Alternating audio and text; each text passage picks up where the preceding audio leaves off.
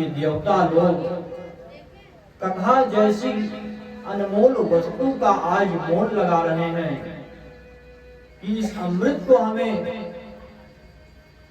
परीक्षित को पिला दीजिए और एक कथा रूपी अमृत हमें दे दीजिए। तो सुखदेव जी महाराज को बड़ी हंसी आई, और जब हंसी आई तो सुखदेव जी महाराज ने कहा कि अरे देवताओं, वसुधा कथा लोके क्वकाचः क्वमणिर्महान् ब्रह्मणा तो विचार्यैवं तदा देवांजः सह।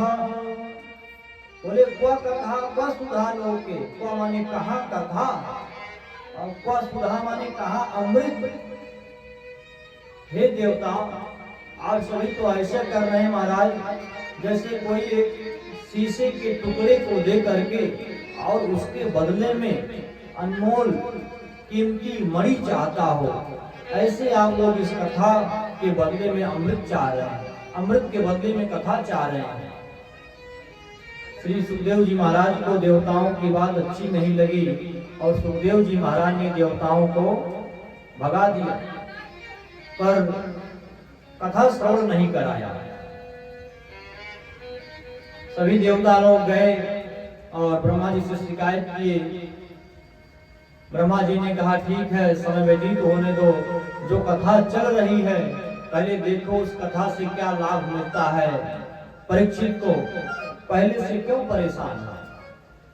तो कथा चलती गई और 7वें दिन में राज्ञो मोक्षम तथा वीक्ष पुराघातापि विस्मितः सत्यलोके तुलां बद्ध्वा तोलयत्सा धनान्यजः। राज्ञो मोक्षम तथा वीक्ष, परीक्षित के मोक्ष को देख करके ब्रह्मा जी सहित सभी देवी देवता आश्चर्यचकित हो गए कि भागवत से इतना बड़ा चमत्कार हो सकता है कि परीक्षित जैसे जीव का उद्धार हो गया। तौल करके देखे, ब्रह्मा जी अपने ब्रह्मलोक में तराजू मंगाए और तराजू के एक पलड़े पर बहुत से धर्मशास्त्रों को जितने भी से सभी को रखा, दूसरे पर भागवत जी को रखा और जब दोनों की तुलना किए तो भागवत जी महाराज अपनी श्रेष्ठता के कारण पृथ्वी का स्पर्श करने लगे और उनकी अपेक्षा सभी पुण्य दान जब शास्त्र पुराण सब ऊपर उठ गए। और तब सबने कहा कि भैया ये भागवत जी की कथा और भागवत जी की ये पोथी कोई साधारण पोथी नहीं है। और ब्रह्मा जी महाराज ने उसका नामकरण किया कि ये मुक्ति ग्रंथ है, तो इसका नाम ही मुक्ति ग्रंथ ब्रह्मा जी महाराज ने रख दिया। और ऐसे मुक्ति ग्रंथ का आश्रय हम सभी लोग लेने बैठे हुए हैं। समय का अभाव है इसलिए हम बहुत विस्तार नहीं कर रहे हैं, और पिछली कथा में बहुत विस्तार से किए थे। एक तो 6 दिन ही कथा करनी है और 6 दिन में 5.5 दिन हो, आधा दिन हो चुका, 5.5 दिन बचा हुआ, तो 5.5 दिन में 7 दिन का काम करना है। इसलिए अमृत और कथा अमृत में क्या क्या अंतर था ये सब हमने आपको पूर्व में समझाया था, आगे समझाएंगे, पर आज समय को देखते हुए आगे बढ़ते हैं। सभी ने ब्रह्मादि देवताओं ने श्रीमद् भागवत जी की श्रेष्ठता को जब देखा समझा तो सभी ने महाराज भागवत जी की महत्ता को देखते हुए इस ग्रंथ का नाम ही रख दिया मुक्ति ग्रंथ। और प्रेमी बंधुओं, श्री सूत जी महाराज से सनकादिक ऋषियों ने कहा कि हे महाराज, जिस ग्रंथ की जिस भागवत जी की इतनी महिमा आप बता रहे हैं, इस भागवत जी की कथा 7 दिन में कहने की और सुनने की परंपरा कहाँ से प्राप्त हुई। तब श्री सुखदेव जी महाराज इस 7 दिन की जो कथा परीक्षित को सुनाए हैं इसके बारे में सूत जी महाराज सनकादिक ऋषियों को विस्तार से बताते हैं। कथा हम आप सभी बहुत सुने हैं और बहुत सी कथाएं हो रही हैं, लेकिन बहुत लोगों को नहीं पता होगा कि सबसे पहले ये कथा 7 दिन में किसने किसको सुनाया, ये बहुत लोगों को नहीं पता होगा। और ये पता हो जाए यही हम चाहते हैं। तो सबसे पहले जो है श्री सनकादि ऋषियों ने नारद जी महाराज को यह कथा श्रवण कराई। सनक सनंदन सनातन संत कुमार इन 4 ऋषियों के द्वारा सर्वप्रथम सप्ताह विधि से 7 दिन में श्रीमद् भागवत महापुराण की कथा श्री नारद जी महाराज ने श्रवण की थी। और इसके बाद फिर आगे महाराज और भी बहुत से लोग कथा का श्रवण पान किए हैं। तो सूत जी महाराज से सनकादि ऋषियों ने कहा कि हे महाराज, नारद जी को तो श्राप लगा है कि कहीं वो 2 घड़ी से ज्यादा ठहर नहीं सकते, रुक नहीं सकते। तो ऐसे नारद जी महाराज जो कहीं 2 घड़ी से ज्यादा रुक नहीं सकते, वो 7 दिन तक भगवान की कथा कैसे कहीं पर सुन ली? बोले भैया बात ऐसी है कि एक बार नारद जी महाराज धरती पर विचरण कर रहे थे और विचरण करते करते नारद जी महाराज धरती पर बहुत से जगहों पर गए, पर नारद जी महाराज के मन को शांति नहीं मिली, क्योंकि नारद जी ये सुन करके आए हुए थे धरती पर कि धरती पर जो लोग हैं वह बहुत से बड़े बड़े यज्ञ करते हैं, जप करते हैं, कथा का आयोजन करते हैं, भगवान के नाम का संकीर्तन करते हैं, बहुत से प्रकार के दान पुण्य सत्कर्म करते हैं। ये समझ करके इसको अनुभव करने के लिए, देखने के लिए नारद जी महाराज आए। पर जब नारद जी आए धरती पर ये सब देखने, तो उन्होंने देखा सब इसका उल्टा ही निकला, सब इसका उल्टा निकला। नारद जी महाराज ने देखा कि महाराज, हमने तो सुना था कि बहुत बड़े बड़े यज्ञ हो रहे हैं, पर यहाँ तो यज्ञों का स्वरूप ही बदल गया है। ऐसे यज्ञ हो रहे हैं जिस यज्ञ में ब्राह्मण को ही गोली मार दी जा रही है। ऐसे यज्ञ होने से क्या फायदा है? नारद जी महाराज ने जब देखा कि महाराज यज्ञों का ये हाल है कि ब्राह्मण ही यज्ञों में भोजन करने को नहीं पा रहे हैं और यज्ञ के नाम पर करोड़ों रुपए लोग लेकर के चले जा रहे हैं। बहुत से लोग यज्ञों के नाम पर अपना कारोबार बहुत बढ़िया से बना करके बैठ रहे हैं, लेकिन जिनके निमित्त, देवताओं के निमित्त, गौ के निमित्त, ब्राह्मण के निमित्त, विश्व कल्याण के निमित्त जो यज्ञ हो रहा है, उस यज्ञ को करने वाले का ही ये हाल है, तो यज्ञ कितना बढ़िया हो रहा होगा। नारद जी के मन में बड़ी ठेस लगी ये देख करके। भैया जो सुन करके आए थे, देखने में, अनुभव करने में ऐसा है नहीं। नारद जी महाराज ने सभी तीर्थों में भ्रमण किया कि देखें तीर्थों में क्या हाल है। और तीर्थों में भ्रमण करते हुए नारद जी महाराज ने देखा कि जिन तीर्थों में साधु संतों का, महात्माओं का नित्य निवास स्थान माना जाता था, वो तीर्थ अब कलयुग में चोरों का, लंपटों का, डकैतों का, जेब काट लेने वालों का, चैन छीन लेने वालों का निवास स्थान बन गया है। पहले तीर्थों में जाने पर एक साधारण व्यक्ति को भी बहुत बढ़िया से रहने का स्थान मिल जाता था, पर अब तीर्थों में भी जाने के बाद रात के 1200, 1500, 2000, 2500 रुपए जमा करिए, तब तीर्थों में रहने का स्थान मिल रहा है। नारद जी महाराज ने जब यह सुना, यह देखा, नारद जी महाराज को बहुत ठेस लगा।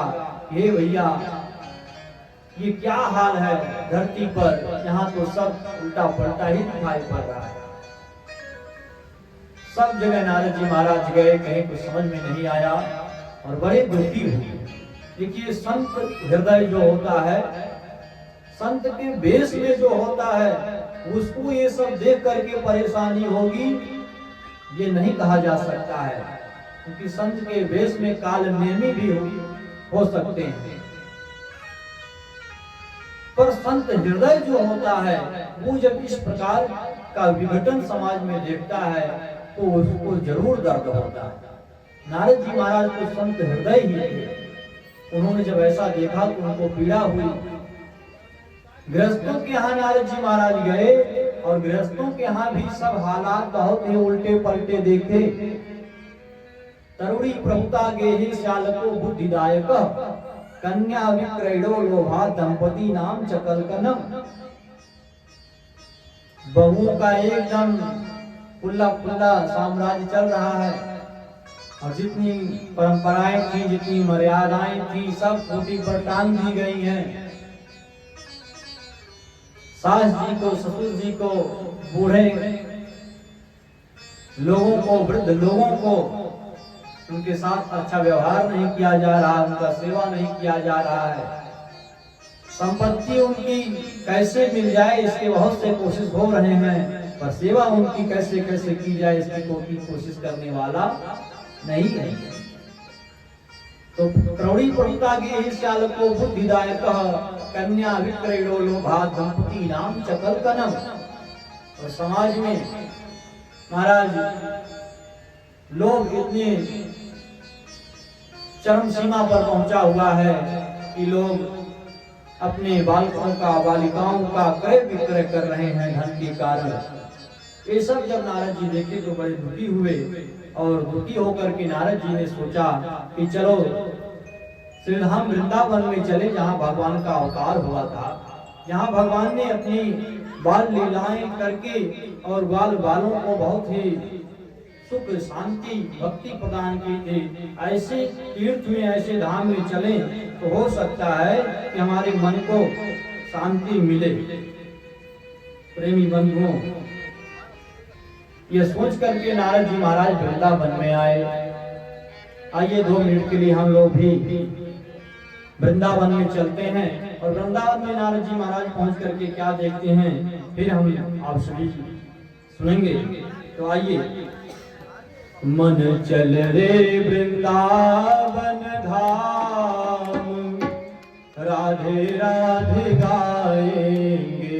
मन चल रे वृंदावन धाम, राधे राधे गाएंगे।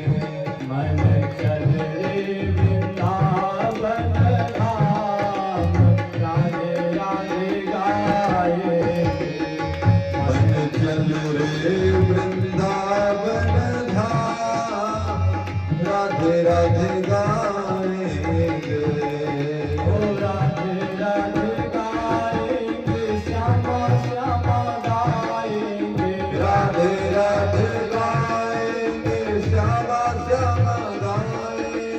राधे राधे गाएंगे, श्यामा श्यामा गाएंगे। राधे राधे गाएंगे, श्यामा श्यामा गाएंगे। ओ मन चल रे वृंदावन धाम, राधे राधे गाएंगे। मन चल रे वृंदावन धाम, राधे राधे गाएंगे। वृंदावन में बाप बिहारी, वृंदावन में बाप बिहारी। वृंदावन में बाप बिहारी, वृंदावन में बाप बिहारी। तुझे बैठे कमरिया कारी, बैठे कमरिया प्यारी। और तोहे मिल जाएंगे घनश्याम, राधे राधे गाएंगे।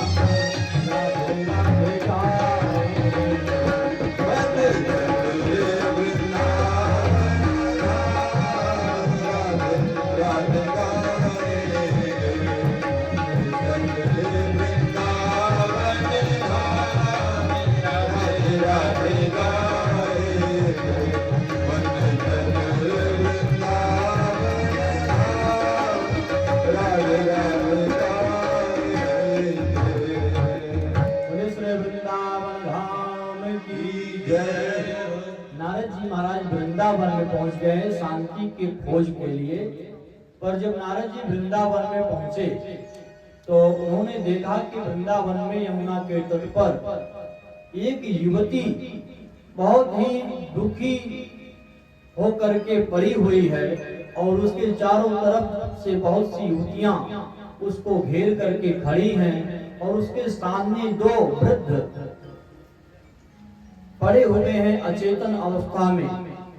नारद जी महाराज ने जब उस दृश्य को देखा तो नारद जी ने सोचा कि हमने सोचा कि भगवान के धाम वृंदावन में चलेंगे तो वहां मन को शांति मिलेगी, पर यहाँ तो आकर के हम देख रहे हैं कि एक युवती दुखी है।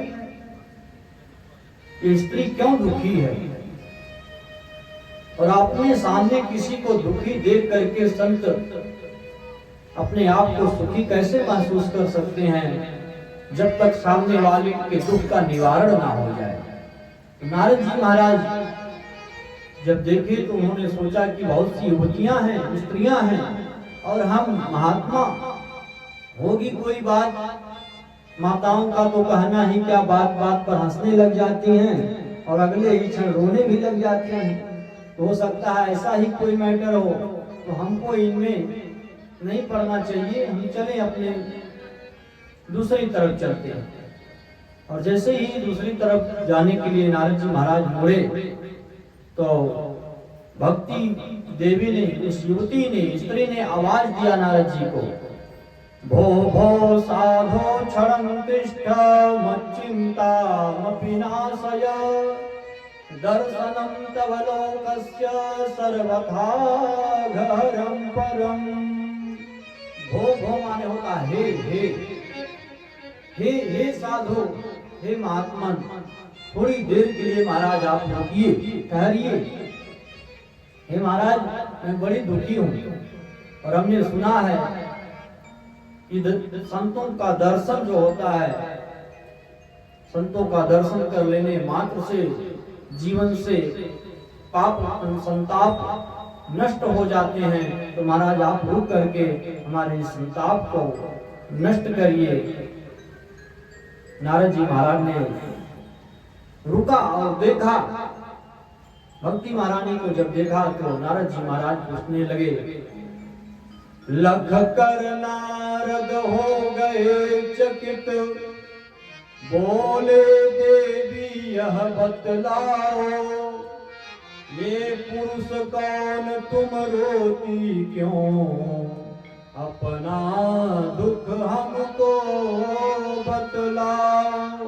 हे देवी, आप कौन हो और आपके सामने ये दो वृद्ध कौन पड़े हुए हैं? क्या दिक्कत है आपको? हमको अपने दुख का कारण बताओ। और जब नारद जी महाराज ने ऐसा कहा तो वो जो युवती थी वो अपना परिचय देती है। और क्या देती है परिचय? कहती है कि अहम भक्ति रीति ख्याता इमौ में तनयौ मतौ, ज्ञान वैराग्य नामानो पर काल योगे न जर्जरऊ।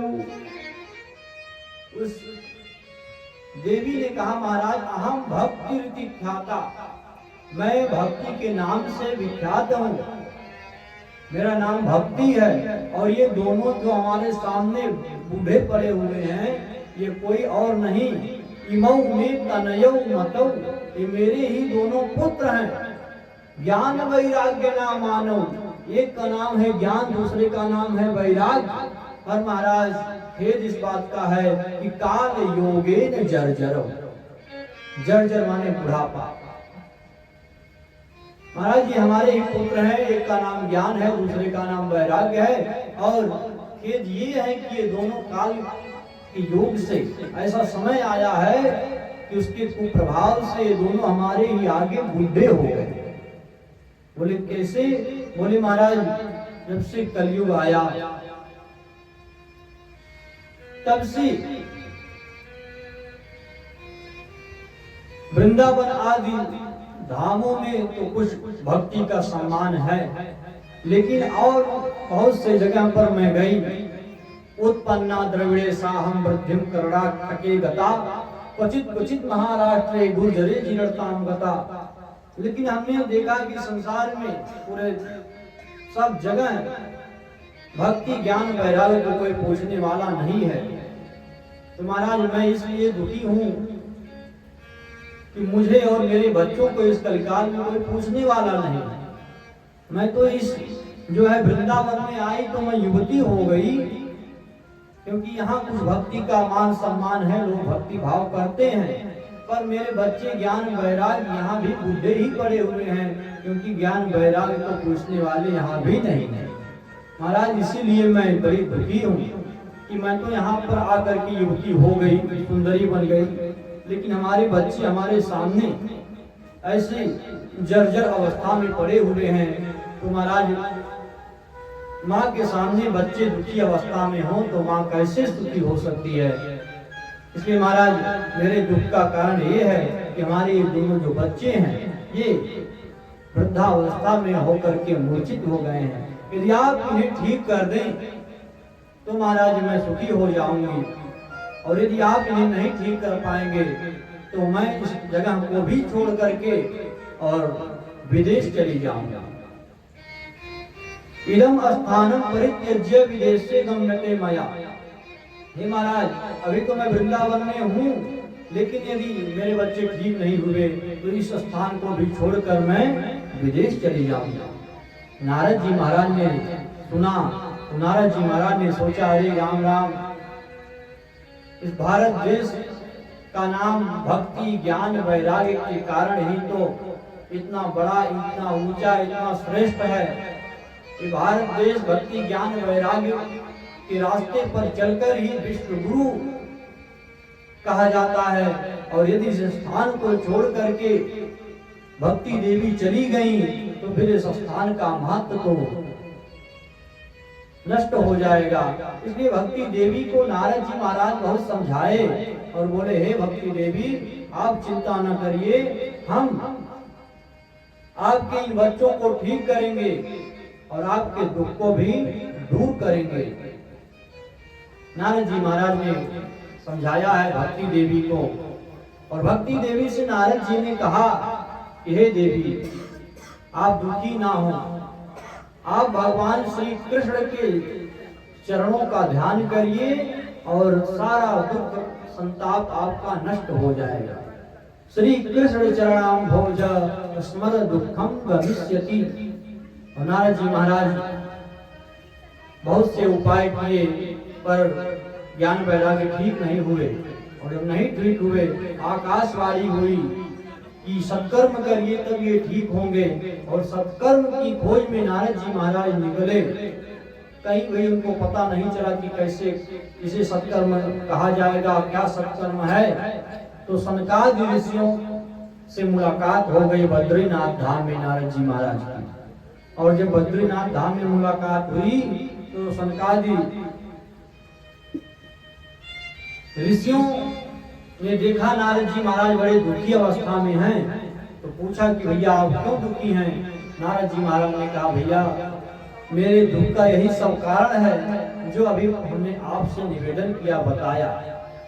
और जब इस प्रकार से बताए तो सनकादि ऋषियों ने कहा, भैया आप छोटी सी बात के लिए दुखी हैं। ये जो सत्कर्म कहा गया है संसार में, ज्ञान यज्ञ को ही संसार में सत्कर्म कहा गया, और वो ज्ञान यज्ञ श्रीमद् भागवत महापुराण ज्ञान यज्ञ है। आप इसका श्रवण ज्ञान वैराग्य और भक्ति देवी को कराइए, और इसका श्रवण करके भक्ति ज्ञान वैराग्य तीनों युवा हो जाएंगे, पुष्ट हो जाएंगे, आनंदित हो जाएंगे, मस्त हो जाएंगे, और आपके द्वारा उन तीनों की रक्षा हो जाएगी। नारद जी महाराज भक्ति ज्ञान वैराग्य के निमित्त उनके प्रतिनिधि बन करके सनकादि ऋषियों से हरिद्वार में गंगा तट नामक स्थान पर, गंगा तट पर आनंद तट नामक स्थान पर श्रीमद् भागवत जी की कथा का श्रवण करना प्रारंभ किया। और जैसे ही श्रीमद् भागवत महापुराण जी की कथा नारद जी महाराज को सनकादि ऋषियों ने श्रवण कराना प्रारंभ किया तो कथा के बीच में महाराज चमत्कार हुआ कि भक्ति सुतौ तौ तरुणौ गृहीत्वा प्रेमैक रूपा सहसा विरासी श्री कृष्ण गोविंद हरे मुरारे नाथेति नामानि मुहुर्वदन्ति। श्रोता समुदाय के बीच भक्ति ज्ञान वैराग्य प्रकट हो गए और जब भक्ति ज्ञान वैराग्य प्रकट हुए तो भगवान का नाम लेकर के भक्ति ज्ञान वैराग्य वहां पर नृत्य करने लगे, बारंबार भगवान के नाम का जप करने लगे, जय जयकार लगाने लगे। सभी श्रोता समुदाय बहुत ही हर्षित हुए भक्ति ज्ञान वैराग्य को इस प्रकार से देखकर। भक्ति मैया ने कहा सनकादि ऋषियों से, हे महात्मा, आपने इन श्रोता समुदाय में अलग अलग बैठने की सबकी व्यवस्था दी है। महिलाएं इधर बैठेंगी, पुरुष इधर बैठेंगे, बच्चे उधर बैठेंगे, संत इधर बैठेंगे, पर मैं कहाँ बैठूं? सनकादि ऋषियों ने कहा, हे भक्ति देवी, आज से जहाँ भी श्रीमद् भागवत महापुराण जी की कथा होगी और उस कथा पांडाल में जो भी श्रोता समुदाय बैठ करके भगवान की कथा का सम्मान कर रहे होंगे, उन सभी के हृदय में आप आसन लगा करके बैठ जाना, क्योंकि जिनके हृदय में भगवान भक्ति देवी आसन लगा करके बैठ जाएं, उनके हृदय में बगैर गए हुए भगवान रह ही नहीं पाते। बानर भालुओं के हृदय में भक्ति बैठ गई भगवान की, तो बानर भालू और बिलनी के यहाँ भी भगवान अपने आप को जाने से रोक नहीं पाए।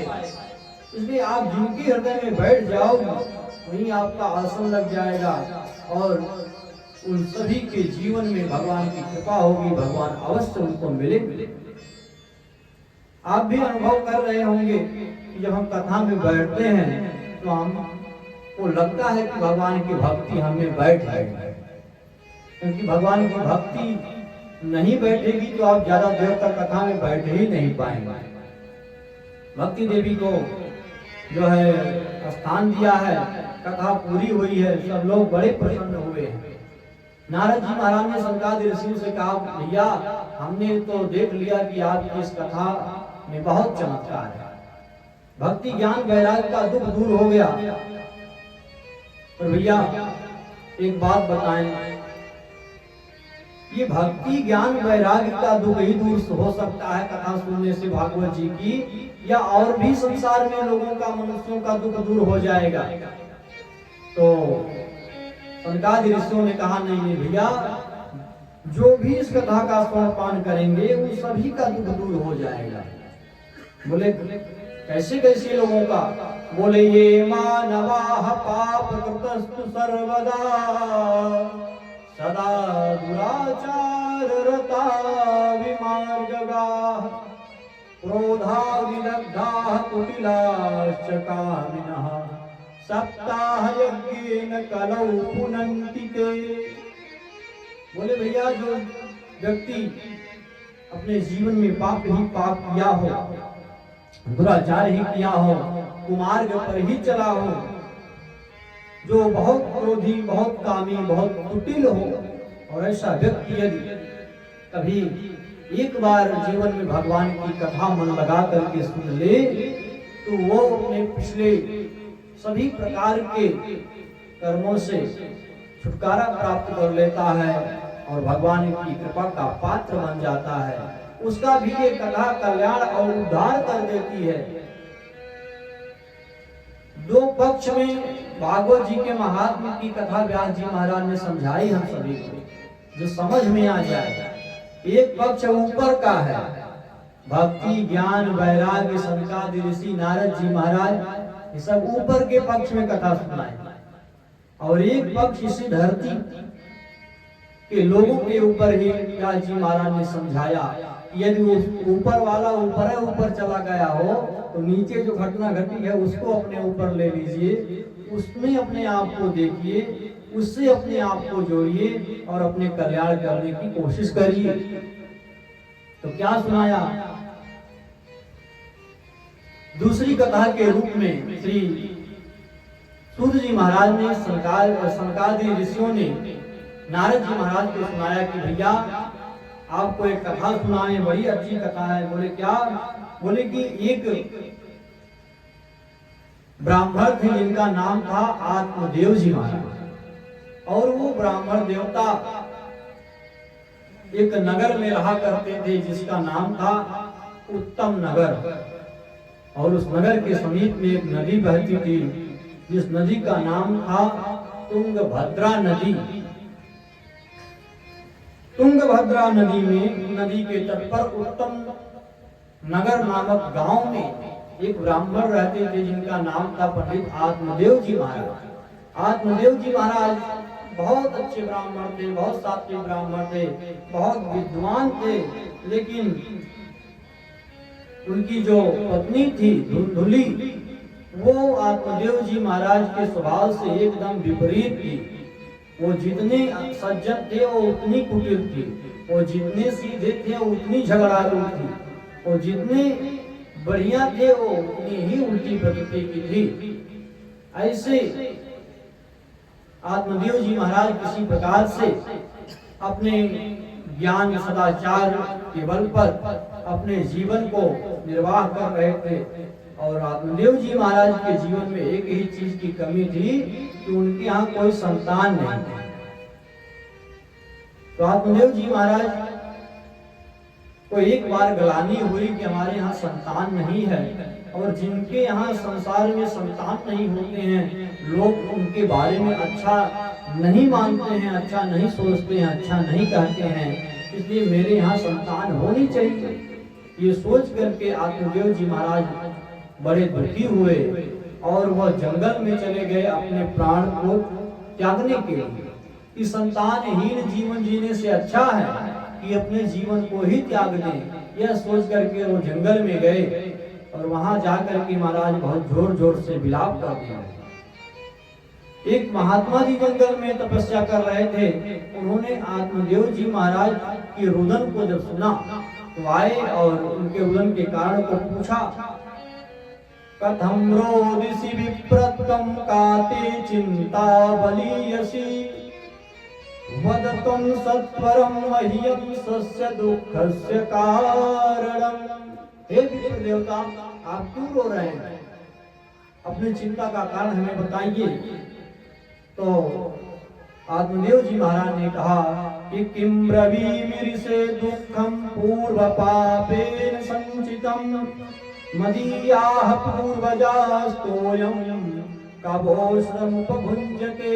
हे महाराज, हम अपने दुख का कारण क्या बताएं?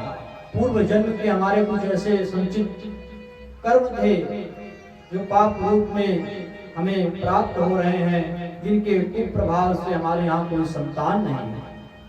महाराज, हम किसी कारण दुखी हैं और अपने जीवन को समाप्त करना चाहते हैं। महात्मा जी ने आत्मदेव जी को समझाया, अरे ब्राह्मण देवता, आप पढ़े लिखे विद्वान ब्राह्मण हैं, लेकिन फिर भी आप क्या अज्ञानता की बातें कर रहे हैं। मुंचा ज्ञानम प्रजारूपम वलिष्ठा कर्मणो गति विवेकम तु समासाद्य त्यज संसार वासनाम। महाराज, ये सब एक माया मोह का पर्दा है। पुत्र पुत्री, स्त्री, संसार, परिवार, नात, रिश्तेदार, मित्र, सगे संबंधी, बंधु बांधव, ये सब संसार के रिश्ते हैं, नाते हैं। और यदि परमात्मा ने आपको इस संसार के जंजाल में नहीं डाला है तो आप दुखी मत होइए महाराज। अपने इस अज्ञान को छोड़िए, संसार के प्रति जो आपका मोह है, जो आपकी वासना है, इसका त्याग करिए, क्योंकि ये संसार ही नाशवान है। तो यहाँ बनने वाले, रहने वाले रिश्ते, नाते और लोग अपने कैसे हो सकते हैं? और जो अपने हो नहीं सकते उनके लिए आप अपना प्राण त्यागने चले आए हैं। बहुत समझाए, लेकिन कुछ समझ में उनके नहीं आया, और उन्होंने कहा, महाराज, आप तो महात्मा हो, आपको घर परिवार के सुख का क्या पता है, लेकिन हम गांव से ही आ रहे हैं, हमको पता है कि बहुत आनंद आता है। बोले नहीं मानोगे तो भाई ठीक है, पर हम तो देख रहे हैं कि अभी के लिए तुम परेशान हो, अगले 7 जन्म तक तुम्हारे नसीब में पुत्र प्राप्ति लिखी नहीं हुई है। 7 जन्म अवधि तो पुत्रो नहीं बचा। अब तो जब सुने 7 जन्म की बात तो ब्राह्मण देवता और जोर जोर से रोने लगे, कहे महाराज हम तो एक ही जन्म के दुख से दुखी थे, रो रहे थे, आप तो 7 जन्म की और दुख बढ़ा दीजिए। इसलिए अब हम आपके ही सामने अपने सर को पटक करके अपने जीवन को समाप्त कर देंगे और आपको ब्रह्म हत्या का पाप लगेगा। अब या तो आप हमें पुत्र प्राप्ति कराइए, रास्ता बताइए, आशीर्वाद दीजिए, और नहीं तो महाराज मैं आपके सामने ही अपना शरीर छोड़ दूंगा। महात्मा जी बड़े चक्कर में पड़े महाराज। तो उन्होंने अपनी झोली से फल निकाला और फल को अभिमंत्रित करके श्री आत्मदेव जी महाराज को दे दिया। बोले हे ब्राह्मण देवता इस फल को ले जाओ और इस फल को ले जाकर के अपनी पत्नी को ग्रहण करा देना, भगवान की कृपा से बहुत सुंदर पुत्र की प्राप्ति होगी। और कुछ नियम उनको बताए, सत्यम शौचम दया दानम एक भक्तम तु भोजनम वर्षावधिष्ठिया कार्यम तेन पुत्रोति निर्मलः। ये नियम के साथ यदि फल को खा करके और आने वाले समय को व्यतीत करेगी तो उसको बहुत सुंदर पुत्र की प्राप्ति होगी। आत्मदेव जी महाराज आए और फल को दे दिए, और उनकी देवी का नाम ही है धुंधुली। धुंधुली माने होता ही है अज्ञानता। धुंधुली अज्ञानता की स्वरूप है, और अज्ञान जो है ज्ञान को ग्रहण नहीं करना चाहता। ज्ञान रूपी फल, सत्संग रूपी फल श्री आत्मदेव जी महाराज दिए तो धुंधुली को, लेकिन उस धुंधुली का ऐसा स्वभाव है वो ज्ञान को एक्सेप्ट करना ही नहीं चाहती है। अज्ञान में ही वह अपने आप को अच्छा समझती है। तो दे दिए, कहीं चले गए, आए पूछे देवी जी फल आपने खा लिया? बोले हाँ महाराज फल खा लिया। और फल को अपने न खा करके अपने बहन को फल खिला दी। आने वाले समय में महाराज आत्मदेव जी महाराज के यहाँ पुत्र की प्राप्ति हुई, लेकिन पुत्र प्राप्ति होने में जिस प्रकार से होनी चाहिए थी पुत्र की प्राप्ति उस प्रकार से नहीं हुई, क्योंकि जिस बहन को फल दे दी थी वो बहन,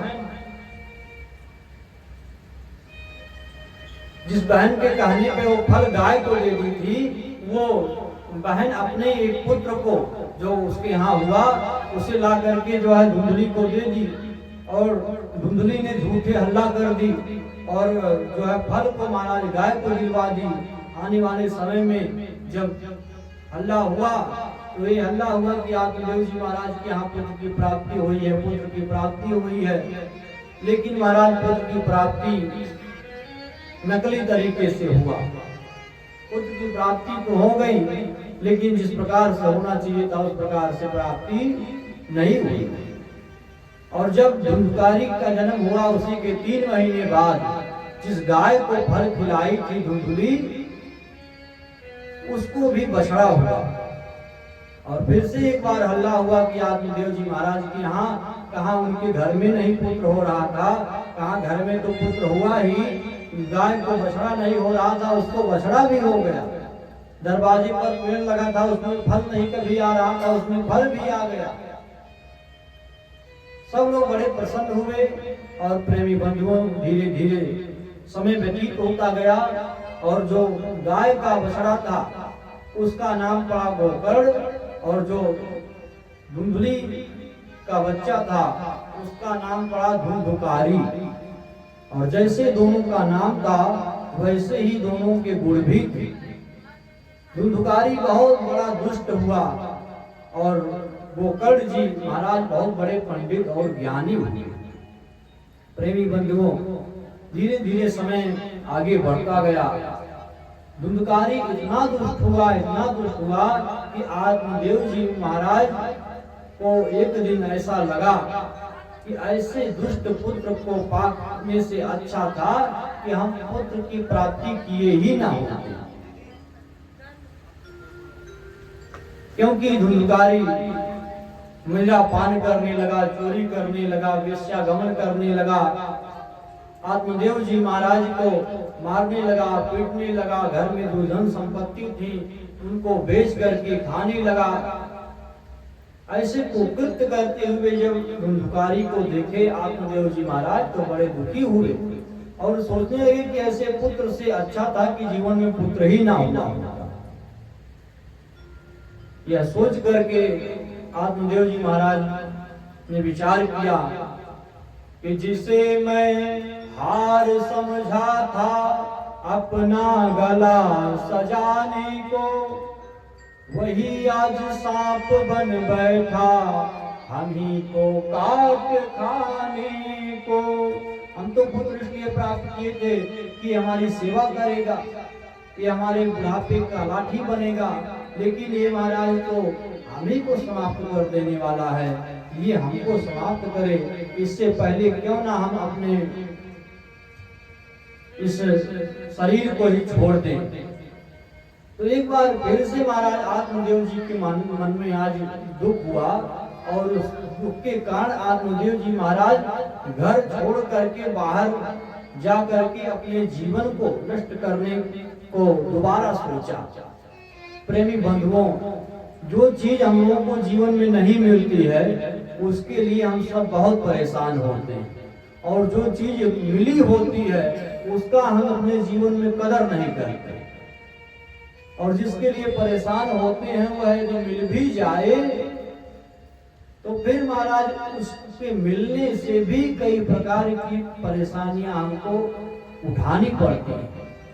धुंधकारी नहीं था तो आत्मदेव जी महाराज सोच रहे थे कि एक पुत्र हो जाए। उनको समझाया गया कि पुत्र के चक्कर में मत पड़ो, नहीं है तो अपने आप को समझाओ, और नहीं है तो अच्छा ही है, भगवान ने नहीं दिया आपको जो चीज उसके लिए बहुत परेशान मत होइए। यह सोचिए कि वो हमारे लिए अच्छा रहा ही नहीं होगा, इसलिए परमात्मा ने नहीं दिया। यदि ऐसा अपने आप को समझा करके अपने आप को नहीं मनाते हैं और जो नहीं है उसके पीछे भाग रहे हैं, तो फिर आज जो आत्मदेव जी की हाल हुई है कि हो जाने के बाद आज ऐसा पुत्र क्यों हो गया, इसके कारण आत्मदेव जी महाराज जान देने के लिए घर से निकल रहे हैं। तो फिर आत्मदेव जी वाली हाल होगी, इसलिए ऐसा हाल ही ना हो। तो भगवान ने जो दिया है उसी में संतोष करिए और उसी में प्रसन्न रहिए। तो आत्मदेव जी आज निकलने लगे तो गोकर्ण जी महाराज ने आत्मदेव जी महाराज को देखा कि आज पिताजी हमारे बहुत दुखी होकर के कहीं जा रहे हैं। कहाँ जा रहे हैं? श्री गोकर्ण जी महाराज ने आत्मदेव जी महाराज को रोका, बोले हे पिताजी आप बहुत दुखी लग रहे हैं और ऐसे दुखी होकर के आप कहाँ जा रहे हैं, कृपा करके हमें बताइए। तो आत्मदेव जी महाराज ने बताया, बेटा ये जो तुम्हारा भाई है धुंधकारी, इसके कुकृत्यों से मैं बड़ा दुखी हूँ, और मैं इसके कुकृत्यों से दुखी होकर के सोच रहा हूँ कि ये मुझे ठिकाने लगाए, इसके पहले मैं अपने आप से ठिकाने लग जाऊं। इसलिए बेटा मैं अब घर छोड़ करके जाना चाहता हूँ। गोकर्ण जी महाराज ने समझाया अपने पिताजी को और बोले, अरे पिताजी इस छोटी सी बात पे आप इतने दुखी हो रहे हैं। हे पिताजी, संसार में जितने भी लोग हैं उन लोगों के ऊपर एक बार दृष्टि करके आप देखिए तो इस संसार में सुखी कौन है। न चेन्द्रस्य सुखम किंचिन न सुखम चक्रवर्तिनः सुखमस्ति विरक्तस्य मुनेरेकांत जीविनः। हे पिताजी, अरे सुखी तो स्वर्ग में इंद्र भी नहीं है, न चेन्द्रस्य सुखम किंचिन और न सुखम चक्रवर्तिनः। सुखी तो अपने आप में चक्रवर्ती भी नहीं है जिनका पूरे पृथ्वी पर राज्य है, सुखी तो इंद्र भी नहीं है जिनका ऊपर के लोक में पूरे स्वर्ग में साम्राज्य है। सुखी संसार में वही है पिताजी जो संसार से और संसार के लोगों से अपना मन हटा करके, मोड़ करके और आपके श्री चरणों में, भगवान के श्री चरणों में, भगवान के नाम में, लीला में, गुण में, धाम में अपने मन को जो लगाया हुआ है वही सुखी है संसार में। उसके अलावा और लोग दिखाई भले पड़ रहे हो सुखी हैं, लेकिन सुखी हैं नहीं। दीन कहे धनवान सुखी, धनवान कहे सुख राजा को भारी, राजा कहे महाराज सुखी, महाराज कहे सुख इंद्र को भारी, इंद्र कहे चतुरानन सुखी, चतुरानन कहे सुख विश्व को भारी, तुलसीदास विचार कहे हरि भक्ति बिना सब जीव दुखारी। दीन व्यक्ति, गरीब व्यक्ति कहता है कि राजा साहब सबसे ज्यादा सुखी हैं, और राजा साहब कहते हैं कि हम तो एक स्टेट के राजा हैं, लेकिन जो 5 स्टेट के राजा हैं हमसे ज्यादा सुखी हैं। और जो कई स्टेट के राजा हैं वो सोचते हैं कि हम क्या सुखी हैं। जो पूरे पृथ्वी के राजा हैं, चक्रवर्ती हैं, जिनके अंडर में हम लोग आते हैं, वो हम लोगों से भी ज्यादा सुखी हैं। और वो कहते हैं कि हम लोगों का सुख कौन सा सुख है, हम लोग तो पृथ्वी पर ही हैं। अरे सुख तो सुनने में आता है, पढ़ने में आता है कि स्वर्ग में देवराज इंद्र सुख जो लेते हैं, वो सुख तो हम लोगों के भाग्य में पृथ्वी पर कभी नहीं है। और इंद्र भी कहते हैं कि हम क्या सुखी हैं, हमसे भी ज्यादा सुखी ब्रह्मा जी। ब्रह्मा जी हमसे ज्यादा सुखी हैं, और ब्रह्मा जी कहते हैं हम क्या सुखी हैं, हमको भी तो विष्णु जी के इशारे पर ही चलना पड़ता है। उन्हीं से बिल्डिंग बनाने का सारा मटेरियल लेते हैं और फिर इस संसार की रचना करते हैं। वो यदि मटेरियल देना बंद कर दें तो हमारा सब बिल्डिंग मटेरियल और सारा कारोबार सब कुछ ठप हो जाएगा, फिर तो हम भी 2 कौड़ी को हो जाएंगे। ब्रह्मा जी तक ऐसा टेंशन है। प्रधान जी सोचते हैं, एक गरीब आदमी जो मनरेगा में काम करता हो सोचता प्रधान बहुत खींच रहे हैं, प्रधान सुखी है। हम मनरेगा वालों से 500 दे करके 2-2 हजार 3-3 हजार रुपए निकलवा ले रहे हैं, इतने पैसे इनके पास हो जा रहे होंगे, तो भैया प्रधान जी बहुत सुखी है। प्रधान सोचते हैं कि यही 3 गांव का हमारा एक पंचायत है, हम क्या सुखी हैं, विधायक सुखी है। पूरा विधानसभा कप्तानगंज पूरा उनके अंडर में आ रहा है, तो विधायक जी ज्यादा सुखी हैं। विधायक जी सोच रहे हैं कि हमारे अंदर में सिर्फ कप्तानगंज है, हमारे पिताजी के अंडर में पूरा 5 विधानसभा है, तो वो हमसे सुखी है। विधायक सोच रहे हैं सांसद जी सबसे ज्यादा सुखी है, भाई पूरे जिला का उनको मिला हुआ है। सांसद जी सोचते हैं कि हम यदि संसार के झंझटों से मन हटा करके भगवान के श्री चरणों में मन लगा लिया जाए तो सुखी हम बड़े सुख से हो सकते हैं। लेकिन हमने तो अपने से ही दुख को बुलाया है। तो इस प्रकार से श्री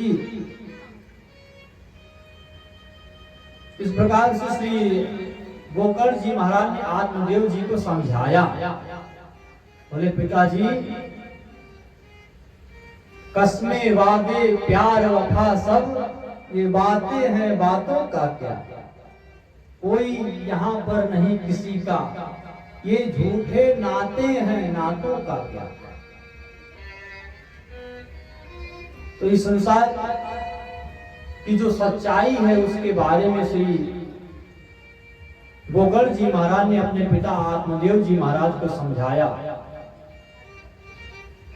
बोले पिताजी आदमी का जिस्म क्या है, जिस पे सैदा है जहां, एक मिट्टी की इमारत एक मिट्टी का मकान, खून का गारा बनाया ईंट जिसमें हड्डियां, चंद श्वासों पर टिका है एक ख्याले आसियां, और वक्त की पुरजोर आंधी इससे जब टकराएगी, तब ये इमारत टूट करके खाक में मिल जाएगी। साथी है मित्र गंग के जल बिंदु पान तक, और अर्धांगिनी बढ़ेगी तो केवल मकान तक। साथी भी हक निभाएंगे तो श्मशान तक,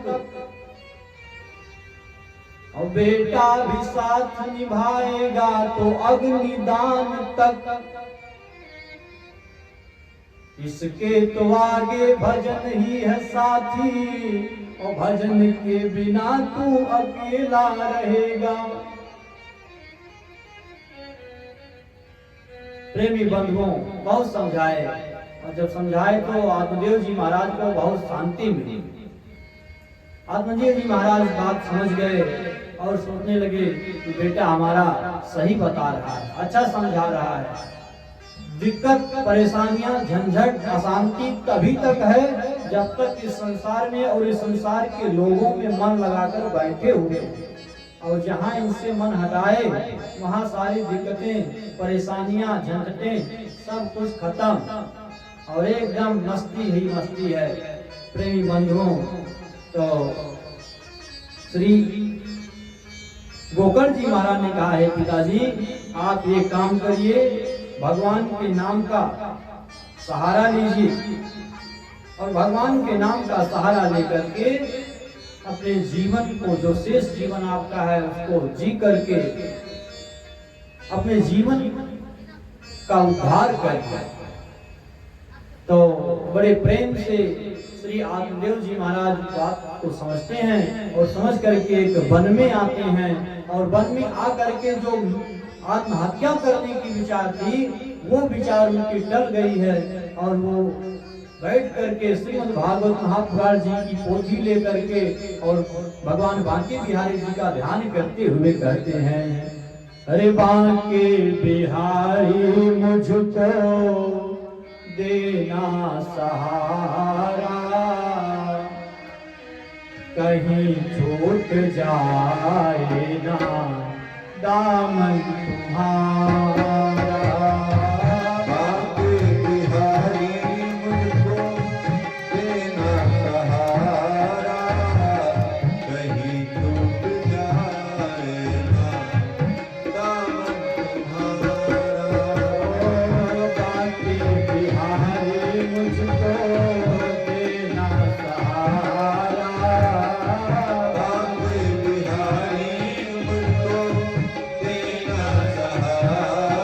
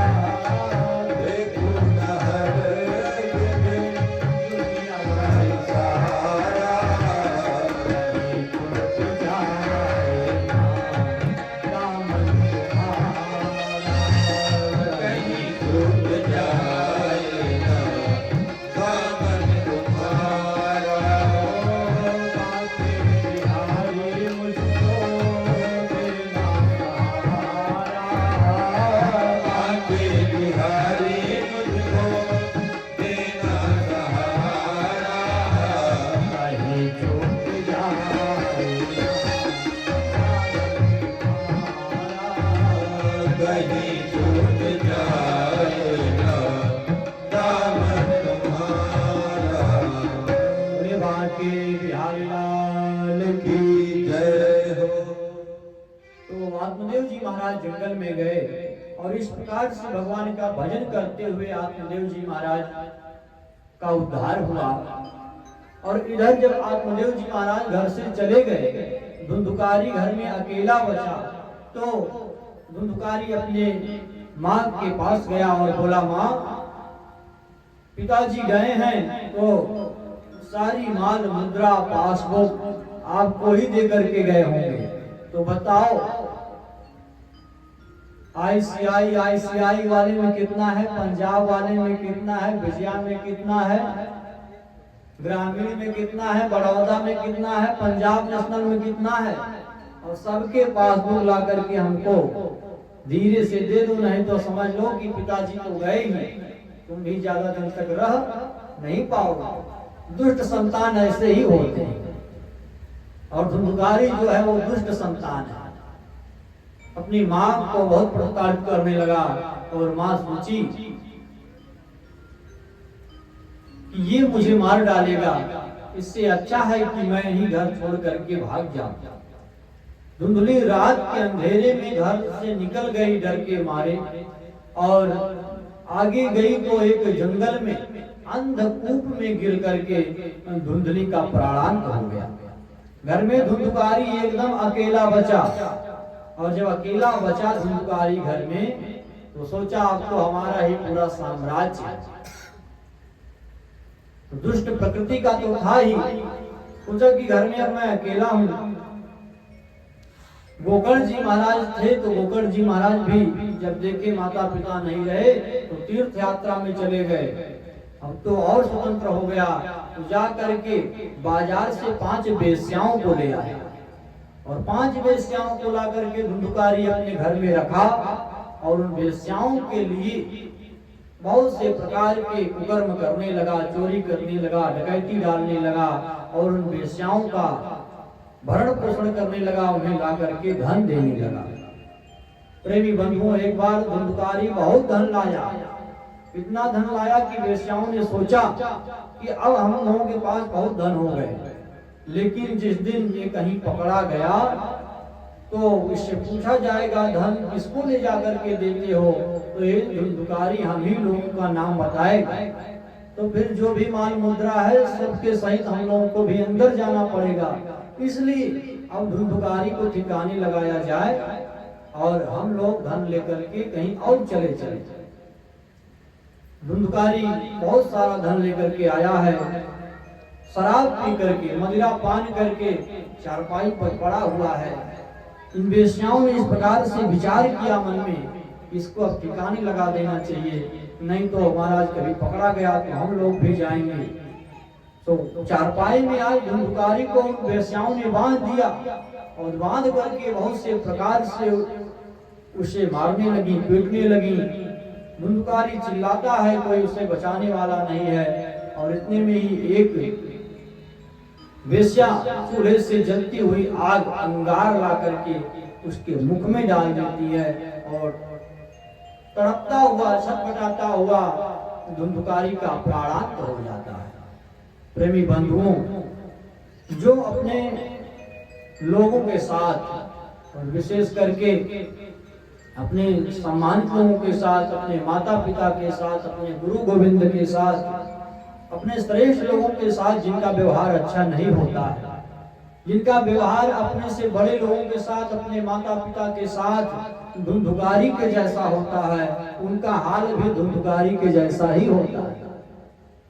धुंधुकारी का व्यवहार अपने माता पिता के प्रति, अपने से श्रेष्ठों के प्रति, बड़ों के प्रति कितना अच्छा था ये तो आप सुन ही रहे हैं। लेकिन धुंधुकारी का हाल क्या हुआ ये भी आप सुन रहे हैं। जिन लोगों का व्यवहार अपने माता पिता के प्रति अच्छा नहीं होता है, उनका हाल धुंधुकारी के जैसा ही होता है। धुंधुकारी मारा गया, जीवन में तो हमेशा कुकर्म ही किया था, उसके फल स्वरूप बहुत ही जबरदस्त प्रेत बना। इतना जबरदस्त प्रेत बना कि अच्छे अच्छे लोगों के बस की भी बात नहीं थी, तो उसको प्रेत की आत्मा से छुटकारा दिलवा दिया। जबरदस्त प्रेत बना महाराज।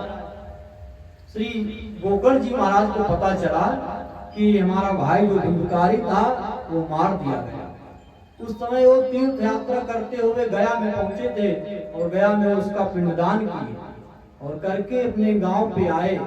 घर को शुद्ध करके वहां रात्रि में विश्राम करने को लेटे और इतने में ही धुंधकारी प्रकट हुआ वहां पर। और प्रकट हुआ तो कुछ बोल नहीं पाता है, कभी हाथी के रूप में हो जाता है, कभी भैंसे के रूप में हो जाता है, कभी वायु के रूप में हो जाता है। बोलना कुछ चाहता है, बोल नहीं पाता है। गोकर्ण जी महाराज अपने हाथ में जल लेकर के उसके ऊपर जल अभिमंत्रित करके छिड़के और जैसे छिड़के तो धुंधकारी बोल उठा, अहम भ्राता त्वदीयोऽस्मि धुंधुकारीति नामतः स्वकीये नैव दोषेण ब्रह्मत्वं नासितं मया। हे भैया गोकर्ण, अहम भ्राता त्वदीयोऽस्मि, मैं आपका ही भाई धुंधुकारी हूँ और मैं अपने ही द्वारा किए हुए कुकर्मों के कारण अपने ब्रह्मत्व को नष्ट करके आज इस प्रेत योनि को प्राप्त हुआ हूँ। भैया इस प्रेत योनि में मुझे बहुत ही पीड़ा प्राप्त हो रही है, बहुत परेशानियां मिल रही हैं, मैं बहुत दुखी हूँ, आप चाहें तो मेरा उद्धार हो सकता है।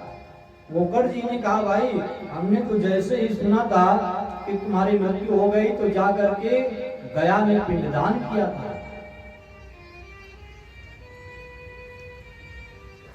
धुंधुकारी ने कहा, भैया गया श्राद्ध सते नापे मुक्तिर में न भविष्यति, मैं ऐसे उच्च कोटि का प्रेत हूँ और मैं इतना बड़ा पापी हूँ कि गया में आप तो मेरे लिए एक बार पिंडदान करके आए हैं, सैकड़ों बार भी मेरे नाम से पिंडदान गया में कर दीजिए, फिर भी मेरी मुक्ति होने वाली नहीं है।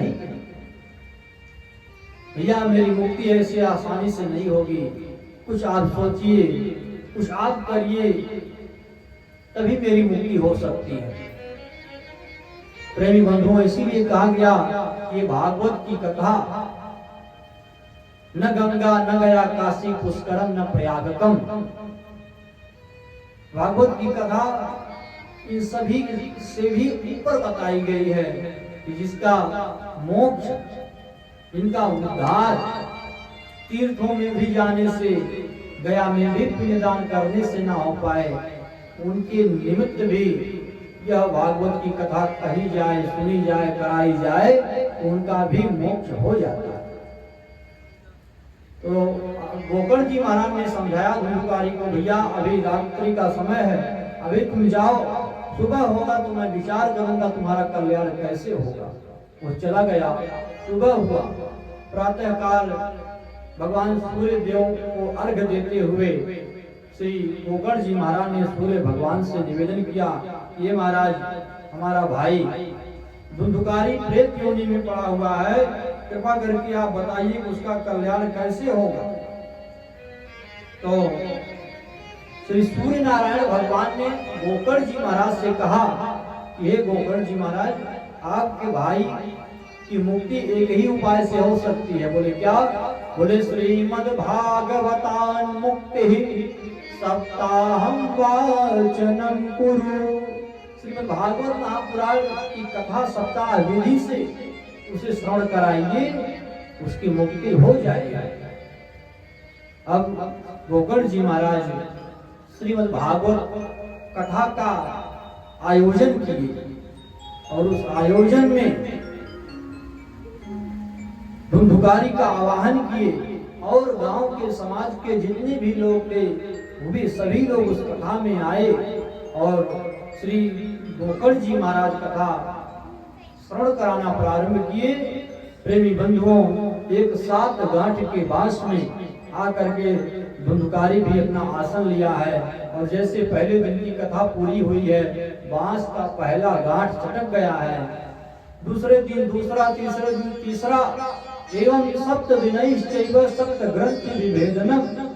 सातवें दिन की कथा पूरी हुई तो बांस की सातवीं ग्रंथि फट गई और उसमें से धुंधुकारी जो प्रेत के रूप में बैठा हुआ था वो आज एक देवता के रूप में निकला और देवता के रूप में निकल करके बहुत ही सुंदर श्रीमद् भागवत महापुराण जी की स्तुति करते हुए कहता है कि धन्या भागवती वार्ता प्रेत पीड़ा विनाशिनी सकता हो तथा धन्य कृष्ण लोक फल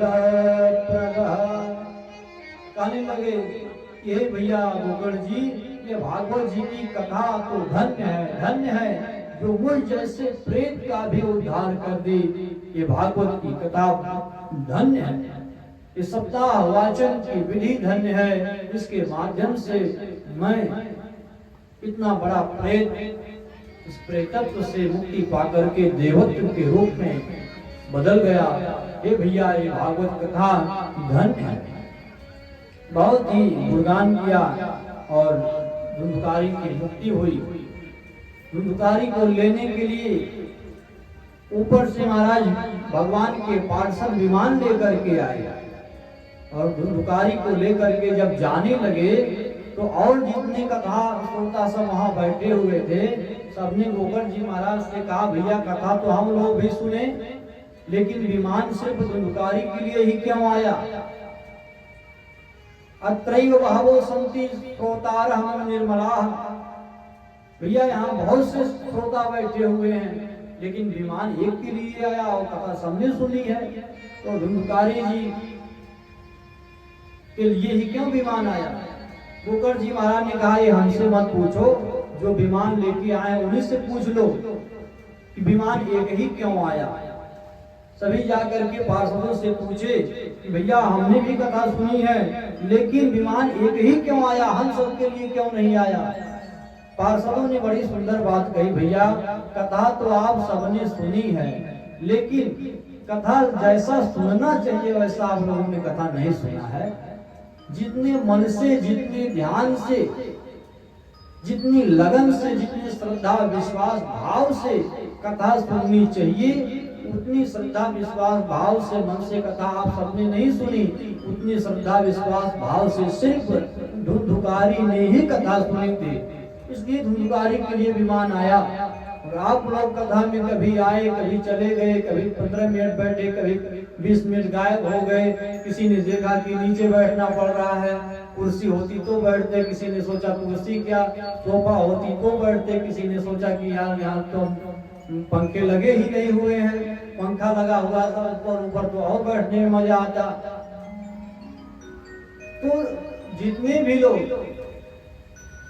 कहते हैं श्रोता 3 प्रकार के, श्रोता श्रोता और सरौता, इन्हीं लोगों में 3 प्रकार के लोग हो जाते हैं। कुछ लोग हैं महाराज श्रोता, बैठे हैं कथा सुनने के लिए लेकिन वो श्रोता नहीं है श्रोता है।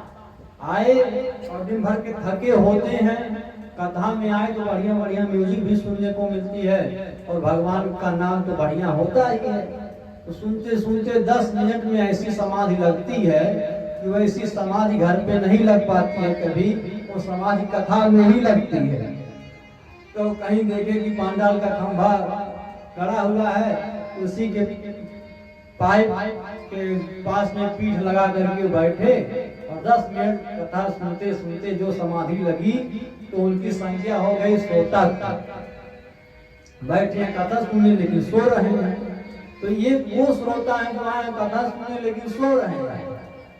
और दूसरे एक होते हैं जिनको कहते हैं सरौता, जो आए हैं कथा सुनने लेकिन अपने खुदे नहीं चुप हैं, अपनी भी सुनाते जा रहे हैं।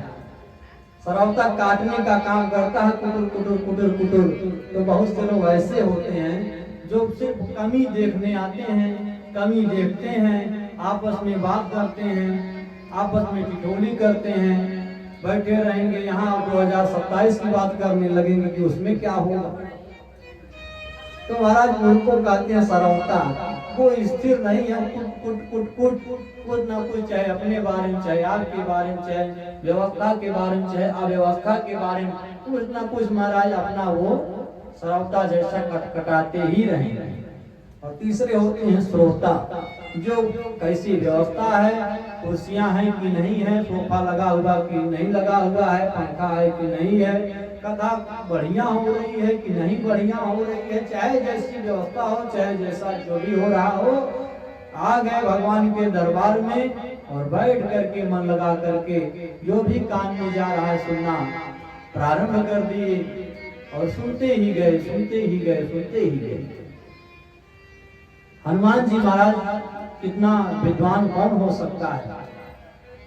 अतुलित बल धामम भीम शैला भदेहम धनुजमन कृषाणु ज्ञानी नाम अग्रगण्यम, ज्ञानियों में भी अग्रगण्य है। और सकल गुण निधानम, सभी गुणों में महाराज निधान है, सभी गुणों में सर्वश्रेष्ठ गुणवान है। और साधारण कोई नहीं है, वानरा राम धीसम, वानरों के राजा हैं। और रघुपति प्रिय भक्तम, ऐसे जो हनुमान जी महाराज हैं वह भी कथा सुनने जब जाते हैं तो कहते हैं कि यत्र यत्र रघुनाथ कीर्तनम तत्र तत्र कृतमस्तकांजलि, अपने अंजलि को बांध करके और मस्तक से लगा करके और बाष्पवारी परिपूर्ण लोचनम, अपने आंखों में अश्रुजल भाव का भर करके और हनुमान जी महाराज भगवान की कथा सुनते हैं। इस प्रकार से तो हनुमान जी कथा सुनते हैं और हम लोग हनुमान जी के आगे क्या हैं। लेकिन हम लोग महाराज आधे घंटे भी कथा धैर्य से शांति से नहीं सुन सकते हैं और हाथ मस्तक जो है मस्तक में लगा करके सुनने की तो बात ही छोड़ दी। तो उन्होंने कहा कि भैया आप सबके श्रवण में भेद है, श्रवणस्य विभेदेन फल भेदोत्र संस्थितः, श्रवण में भेद होने के कारण फल में भेद हो गया। आप सभी ने उस तरह से कथा नहीं सुनी इसलिए विमान नहीं आया, और धुंधकारी ने बड़े मन से सुना है इसलिए विमान आया। तो आप लोग भी जाना चाहते हैं भगवत लोक में तो मन लगा करके सुनिए। धुंधकारी तो चला गया, दोबारा फिर से कथा हुई और अब की बार सब लोग बहुत मन लगा करके सुने। सबके लिए विमान आया, सब लोग भगवान के गोलोक धाम में गए और सबको भगवत कृपा की प्राप्ति हुई। प्रेमी बंधुओं, कथा का सार आप सबको सिर्फ इतना हमको समझाना है कि पिछली कथा में हम आप सभी को भक्ति क्या है, ज्ञान क्या है, वैराग्य क्या है, ये सब बहुत बढ़िया से विस्तार से इनके आध्यात्मिक पक्ष को आप सभी को बताए थे। लेकिन ये धुंधकारी वाले पक्ष को बहुत बढ़िया से नहीं बता पाए थे क्योंकि समय का अंतिम में वहां पर अभाव होने लगा था। थोड़े से इसके भाव को समझिए। ये कथा हमने आपसे निवेदन किया, ये जो कथा है ये हमारी और आपकी ही कथा है, और धुंधकारी और आत्मदेव जी को थोड़ी देर के लिए छोड़ दीजिए। धुंधकारी और आत्मदेव हम आप ही हैं। देखिए, आत्मदेव जी महाराज जो थे वो तुंगभद्रा नदी के तट पर रहते थे और उत्तम नामक नगर में रहते थे। प्रेमी बंधुओं, ये जो संसार है, इस संसार ही तुंगभद्रा नदी है, और इस संसार जो कि तुंगभद्रा नदी के तट पर हम और आप हैं। वो उत्तम नगर नामक गांव में रहते थे, और हम आप जिस गांव में रहते हैं उसको भी उत्तम नगर ही कहा जाता है। आत्मदेव माने होता है जीवात्मा, आत्मदेव माने होता है जीवात्मा, और जीवात्मा उत्तम नगर में रहता है। ये हम सभी का जो शरीर है यही उत्तम नगर है। इस शरीर की बहुत बड़ाई की गई है। कहते हैं कि शरीर को प्राप्त करने के लिए देवता भी तरसते हैं। बड़े भाग मानुष तन पावा, सुर दुर्लभ सद ग्रंथन गावा, साधन धाम मोक्ष कर द्वारा, पाए न जहि वैकुंठ समारा। ऐसी ये शरीर है, बड़े भाग्य से शरीर मिली हुई है, जो देवताओं को भी दुर्लभ है। ऐसे शरीर को ही महाराज उत्तम नगर कहा जाता है। और इस उत्तम नगर नामक ग्राम में, स्थान में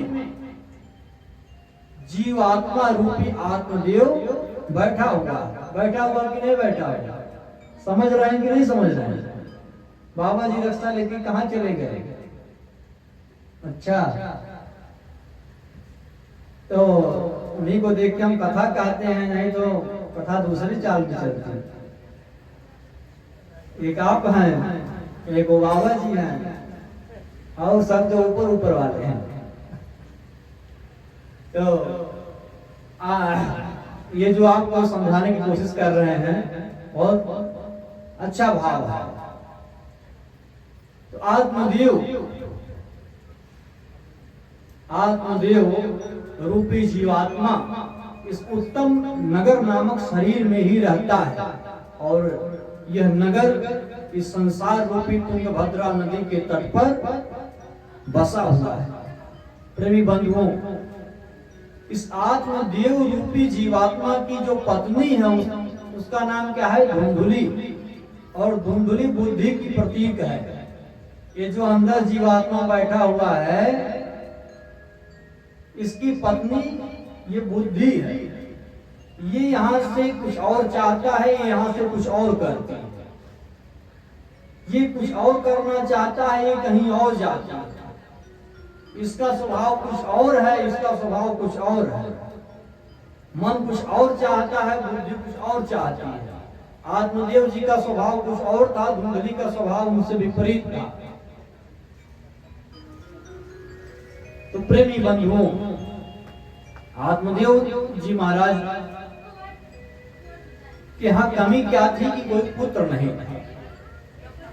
इस जीवात्मा रूपी आत्मदेव के पास बुद्धि रूपी पत्नी तो है, धुंधली रूपी बुद्धि रूपी पत्नी तो है, लेकिन इसमें भी एक कमी है। क्या कमी है? इसके भी पास विवेक रूपी पुत्र नहीं है। विवेक रूपी पुत्र ना होने के कारण ये जीवात्मा रूपी आत्मदेव बहुत परेशान होता है, बहुत व्यथित होता है, बहुत अशांत रहता है। ये सोचता है कि हमारे पास विवेक रूपी पुत्र होता तो संसार में सब लोगों की तरह हम भी मस्ती में होते, लेकिन पुत्र ना होने के कारण ये परेशान है। और पुत्र कब तक नहीं होगा? जब तक ये जीवात्मा रूपी आत्मदेव की पत्नी धुंधली रूपी बुद्धि सत्संग के फल को ग्रहण नहीं करेगी, तब तक विवेक रूपी पुत्र होने वाला नहीं। और दिक्कत यही है, ये बुद्धि रूपी धुंधली सत्संग के फल को ग्रहण करना ही नहीं चाहते। इतने लोग गांव में होंगे, क्षेत्र में होंगे, समाज में होंगे, बहुत लोगों तक हमारी आवाज जा रही होगी, और बहुत से लोग यहाँ बैठे भी हुए हैं। लेकिन जितनी बातें यहाँ से निकल रही हैं, उतनी बातें ये बुद्धि रूपी धुंधली एक्सेप्ट कर ले, बड़ी मुश्किल की बात है। ये तो कहती होता रहता है, जाने दो, कहते रहते हैं लोग, बहुत से कथाएं होती, यही सब तो हमेशा कहते ही हैं, जाने दो, कितना माना जाएगा, कितना सुना जाएगा, कितना किया जाएगा, जाने दो। तो जाने देने के चक्कर में विवेक आ नहीं पाता है, और जब तक विवेक आएगा नहीं तब तक महाराज कल्याण होने वाला है। तो आत्मदेव जी महाराज इसी में परेशान थे। और हुआ क्या महाराज कि आत्मदेव जी महाराज के यहाँ दो पुत्र हुए। दो पुत्र आत्मदेव जी महाराज के यहाँ हुए। उसमें एक तो विवेक का ही प्रतीक हुआ और दूसरा महाराज एकदम दुराचार का प्रतीक हुआ। गोकर्ण जी महाराज विवेक के प्रतीक हैं और धुंधुकारी दुराचार का प्रतीक है। आप विचार करिए, अभी हमने आपसे निवेदन किया कि दुराचार रूपी धुंधुकारी के अत्याचार के कारण आत्मदेव जी महाराज के मन में बड़ी चिंता हुई, दुख हुआ और वे अपना जीवन नष्ट करने के लिए, समाप्त करने के लिए घर से निकल पड़े। लेकिन जब घर से निकलने लगे तो उनको समझाया क्या? उनके मन में चेतना कहां से आई? गोकर्ण जी महाराज की दृष्टि पड़ी आत्मदेव जी के ऊपर और विवेक रूपी गोकर्ण जी महाराज ने ही आत्मदेव जी को अंतिम में समझाया, पिताजी आप चिंता क्यों कर रहे हैं? कि संसार के प्रपंच को, झंझट को भूल जाइए, मन से निकाल दीजिए, कुछ भी ये सब नहीं है, माया का पर्दा है, इसको दूर करिए और भगवान का भजन करिए। तो विवेक जब जीवन में रहेगा तो जीवन में आपके कितनी भी कठिन परिस्थिति आ जाएगी, लेकिन आप अपने मार्ग से विचलित नहीं होंगे। और यदि विवेक नहीं रहा तो इंटर पास ना होकर के फेल हुए तो कहीं खोजने लगेंगे कि कहाँ जंगल में कोई पेड़ मिले और लटक जाए। ये विवेक की कमी के कारण मन में विचार आता है। विवेक की कमी के कारण मन में विचार आता है, क्योंकि वो पेड़ पे लटकने वाला कभी सुना ही नहीं था कि जिस शरीर को हम लटका करके छोड़ने जा रहे हैं वो शरीर देवता भी नहीं प्राप्त कर पाते हैं। बड़े भाग्य से वो शरीर मिलता है जिसको हम नष्ट क्षण भर में करने को सोच रहे हैं। जब इतने भाग्य से मिलता है जो देवताओं को भी दुर्लभ है, तो चाहे कितना भी बड़ा घाटा और चाहे कितनी भी बड़ी असफलता क्यों ना एक बार मिल जाए, और इस शरीर को थोड़ा छोड़ना है, प्रयास करना है, बार बार अच्छा करने की कोशिश करनी है। तो विवेक के अभाव में ही ये हाल होता है। आत्मदेव जी को विवेक रूपी गोकर्ण ने समझाया तो आत्मदेव जी जो मरने जा रहे थे वो जंगल में जाकर के तपस्या करके अपने जीवन का उद्धार किए। लेकिन जब धुंधुली घर से भगी है तो धुंधुली को गोकर्ण जी नहीं मिले, और जब गोकर्ण जी धुंधुली को नहीं मिले तो धुंधुली का हाल क्या हुआ है? कुएं में गिरी है और कुएं में गिर करके तड़पते हुए धुंधुली की मृत्यु हुई। इस प्रकार से क्यों हुआ? क्योंकि धुंधुली को सत्संग मिला नहीं, धुंधुली को सत्संग का फल नहीं मिला, विवेक नहीं मिला, इसलिए उसकी अधोगति हुई। और आत्मदेव जी महाराज को मिल गया गोकर्ण के बहाने से, इसलिए आत्मदेव जी महाराज का उद्धार हो गया। अच्छा, ये जो धुंधुली जिसकी अधोगति हुई कुएं में गिर करके, इसमें सारी गलती भी धुंधुली की ही है। जिस समय आत्मदेव जी महाराज धुंधुली को फल ला करके दिए थे कि देवी खा ली, यदि वो खा ली होती, जब ये अंदर स्थित जीव इस बुद्धि को कहता है कि ऐसा कर, तब जब वो बुद्धि उसको मान करके वैसा कर लेती तो इसका भी कल्याण होता और बुद्धि की भी कल्याण हो जाता। लेकिन जब ये नहीं मानती है तो ये महाराज फिर बहुत से प्रकार से पतित होती है, गिरती है। ऐसे ही हाल हुआ धुंधुली का। धुंधुली को ला करके फल दिए थे आत्मदेव जी, इसको खा लो। गोकर्ण तो धुंधुली के ही उधर से प्रकट होते और आत्मदेव धुंधुली दोनों का कल्याण हो जाता। लेकिन धुंधुली ने उस फल को खाया नहीं, एक्सेप्ट नहीं की इस बुद्धि रूपी धुंधुली ने। इसलिए ही गोकर्ण धुंधुली के गर्भ से ना होकर के गौ माता के गर्भ से हुए और इसके द्वारा वो दुष्ट संतान प्राप्त हो गया धुंधुकारी। प्रेमी बंधुओं, इसलिए जीवन में सत्संग रूपी फल बहुत आवश्यक है। आप अपने बुद्धि को जरूर खिलाइए, अपने बुद्धि में सत्संग को जरूर प्रवेश कराइए, जरूर डालिए, जिससे विवेक आपके जीवन में उत्पन्न हो जाए। और विवेक उत्पन्न हो जाएगा तो फिर आप अपने जीवन को बहुत अच्छे से जी पाएंगे, बहुत प्रसन्नता से जी पाएंगे। और देखिए, जब धुंधुकारी के माता पिता नहीं रहे, गोकर्ण जी महाराज भी चले गए, तो धुंधुकारी ने क्या किया? दुष्ट लोग क्या करते हैं?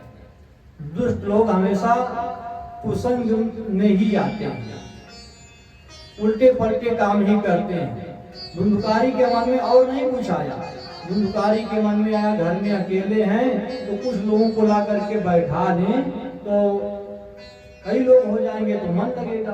तो बाजार से 5 वेश्याओं को लाया और उन 5 वेश्याओं ने ही धुंधुकारी की अधोगति की।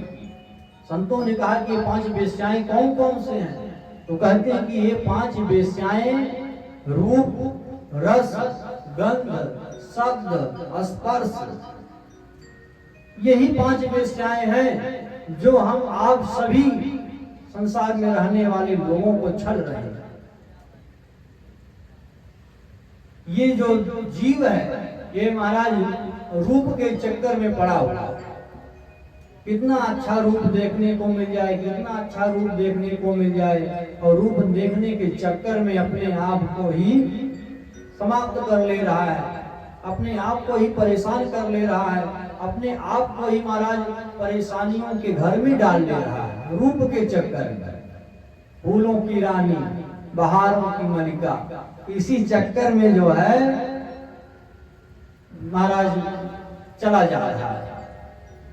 तो रूप, रस, जीव पर कितनी चीजें रख लें जो जीव को बड़ी स्वादिष्ट लगे, भले किसी जीव को कितनी पीड़ा हो रही हो, लेकिन यदि अपने जीव का स्वाद पूरा हो जाए तो कोई बात नहीं। इस चक्कर में लोग अपने जीवा पर क्या क्या नहीं रख ले रहे हैं, मदिरा पी रहे हैं, मांस खा रहे हैं, ये क्या है? ये स्वाद रूपी, रस रूपी वेश्या हमको आपको छल रही है। हम सोच रहे हैं कि हम अपना स्वाद पूरा कर रहे हैं, लेकिन आपको छल रही है स्वाद रूपी वेश्या, रस रूपी वेश्या। तो रूप, रस और शब्द कितने बढ़िया बढ़िया सुन ले। बढ़िया बढ़िया सुनने का मतलब कथा न सुन ले। अभी कथा में आपको आने के लिए कोई कहे भैया चलो कथा सुन आए, तो आप कहेंगे यार समय नहीं है, इस समय जानते ही हो लगन का समय चल रहा है, इतने बिजी हैं कि क्या बताएं, अभी तो बहुत से काम पड़े हुए हैं। लेकिन उसी आदमी से कहो अरे 2 मिनट रुको तो, बोले क्या? बोले सुने हम क्या गांव में उनके यहाँ क्या हुआ है, बस वो अपना सारा काम भूल जाएगा। न्योता चाहे सब छूट जाए, लेकिन गांव में पड़ोसी की किसी की बुराई उससे करना शुरू कर दीजिए तो एक न्योता का ध्यान नहीं रहेगा। 2.5 घंटे लगातार आपके मुख से अपने पड़ोसी की बुराई आदमी सुनने को तैयार हो जाएगा, समय दे देगा।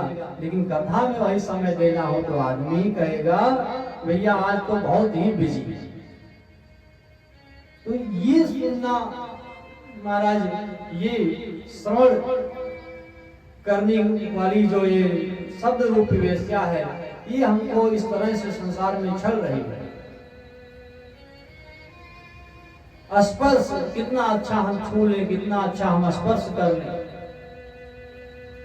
जो हिरण होता है, हिरण को बहेलिया जब मारना चाहता है तो जंगल में जाकर के बहुत सुंदर संगीत की ध्वनि को सुनाता है, बांसुरी बजाता है, और वो बांसुरी सुनते सुनते हिरण इतना तन्मय हो जाता है उसको पता नहीं रहता कि हमारे करीब हमारा काल आ रहा है। और जब एकदम वो मस्त हो जाता है वो बहेलिया बाण मारता है और हिरण सुनते सुनते गिर जाता है, समाप्त हो जाता है। जंगल में हाथी को पकड़ने के लिए हाथी का दांत बहुत महंगा बिकता है, सुने हैं। उसके दांत को उखाड़ने के लिए लोग क्या करते हैं, काठ की हाथी बना करके गड्ढा खोद करके और उसके ऊपर घास फूस रख करके और उसी पे काठ की हाथी को रख देते हैं, हथनी को। हाथी दूर से जब देखता है उस हथनी को, काठ की हथनी को, तो उसको स्पर्श करने के लिए उतावला होकर के दौड़ते हुए आता है और जैसे उसके पास पहुंचने को होता है तो लिए लिए धड़ाम से गड्ढे में गिर जाता है और स्पर्श के चक्कर में वो हाथी मारा जाता है। रस मछली मारने वालों को आप देखे ही होंगे, जो मछली मारने के लिए ऐसे कटिया जैसी होती है, इसको बंसी कहते हैं। उस कटिया में, बंसी में कुछ खाने वाला पदार्थ लगाते हैं और लगा करके तालाब में, नदी में, नाले में उसको ऐसे डाल देते हैं और जब मछली को उसमें लगी हुई वस्तु का गंध आता है तो मछली उसकी तरफ मुड़ती है और मुड़ करके उसको अपने मुख में ले लेती है स्वाद के चक्कर में, और जैसे मुख में लेकर के खींचती है वैसे वो ऊपर से ऐसे खींचता है कि सारा स्वाद ऊपर निकल करके चला आता है। ये पतिंगा जो है वो रूप का बहुत दीवाना होता है। कहीं प्रकाश हो जाए तो तब तक मंडराता रहेगा जब तक उसी में जल करके मर नहीं जाएगा। हाँ, तो ये रूप, रस, गंध, शब्द, स्पर्श प्रेमी बंधुओं, ये सब हम लोगों को छलने वाली 5 वेश्याएं हैं संसार में। धुंधकारी इन्हीं 5 के चक्कर में पड़ गया और जब ये 5 अपना काम पूरा कर लेती हैं, इनका मतलब निकल जाता है तो ये हमारा साथ छोड़ करके चले जाते हैं। आंख से दिखना बंद हो जाता है, हाथ से कुछ छूने की हिम्मत नहीं होती है, कान से सुनाई नहीं पड़ता है। सब जैसे ही आपका शरीर कमजोर हुआ तो ये सब जो भी देखने का, छूने का, चखने का, करने का मन कर रहा था सब खत्म। ऐसे ही जब धुंधकारी को उन वेश्याओं ने देखा कि अब ये हम लोगों के लिए धन बहुत से ले आया है तो उसको जो है ठिकाने लगाई और चल दी। ऐसे ही ये जो हमारी इंद्रियां हैं ये भी हमको संसार के विषयों की ओर अग्रसर करती हैं और इन विषयों की ओर भागते भागते भागते भागते अपने मनुष्य जीवन को नष्ट कर देते हैं और अंत में हमारी अधोगति होती है। इसलिए प्रेमी बंधुओं, अपनी सद्गति चाहें तो इन विषयों से बचने का प्रयत्न करें और आत्मदेव जी महाराज जैसे अपने आत्म स्वरूप को विवेक रूपी गोकर्ण के द्वारा पहचान करके अपने उद्धार का मार्ग प्रशस्त करें। यही आत्मदेव जी महाराज के कथा का आध्यात्मिक भाव है, आध्यात्मिक पक्ष है। पिछली कथा में इतनी बढ़िया से इस प्रसंग को नहीं हम बता पाए थे, समय कम था, तो आज पहले वाले में संक्षेप किए तो इसको बता रहे हैं। तो आत्मदेव जी महाराज का उद्धार हुआ। इसके पश्चात भागवत कथा श्रवण करने की क्या विधि है, ये सब कथाएं श्री सूत जी महाराज ने सोमकादि ऋषियों को सुनाया है। तो प्रेमी बंधुओं, आज कथा के पहले दिन में होता ही ऐसा है कि समय से न शुरुआत हो पाती है और न समय से विश्राम हो पाता है। तो 10:30 बज गए हैं। एक भगवान का भजन हम सभी लोग श्रवण करेंगे, फिर कथा को आरती करके विश्राम करेंगे और कल से जो है 6 बजे से कथा प्रारंभ होकर के 10 बजे तक हो और आप सभी लोग समय से आइए कथा में और समय से श्रवण करके भगवान की कृपा को प्राप्त करके अपने घर को जाएं। और कथा में विशेष आकर्षण ये है कि हमारे श्री धाम वृंदावन से हमारे झांकी के कलाकार आए हुए हैं और बहुत सुंदर सुंदर झांकियां ये तैयार करते हैं भगवान के स्वरूप की, और तैयार करके आप सभी को उन झांकियों का दर्शन कराते हैं। तो आज भगवान श्री राधा कृष्ण जी की झांकी को तैयार किए हैं। आप सभी लोग भगवान श्री राधा कृष्ण जी की झांकी का दर्शन करेंगे। हमारे मुख्य यजमान संत कुमार मिश्रा जी पूजन करेंगे, चंदन लगा करके दक्षिणा अर्पित करेंगे, न्यौछावरी करेंगे। तो जिन लोगों को भी भगवान की झांकी रास आएगी वो सभी दक्षिणा चढ़ाएंगे, प्रणाम करेंगे, आशीर्वाद लेंगे और नित्य प्रतिदिन नई नई दिव्य दिव्य सुंदर सुंदर झांकियां हम आप सभी को देखने को मिलेंगी। तो आइए भगवान का नाम लें, एक भजन सुनते हैं और झांकी जो तैयार हुई है वो झांकी आएगी, उसका दर्शन करेंगे, फिर आरती होगी और कल हम सभी लोग समय से कथा श्रवण करेंगे। तो बड़े प्रेम से भगवान का नाम लेंगे। श्री कृष्ण गोविंद हरे मुरारे, हे नाथ नारायण वासुदेवा। श्री कृष्ण गोविंद हरे मुरारी, हे नाथ नारायण वासुदेवा। श्री कृष्ण गोविंद हरे मुरारे, हे नाथ नारायण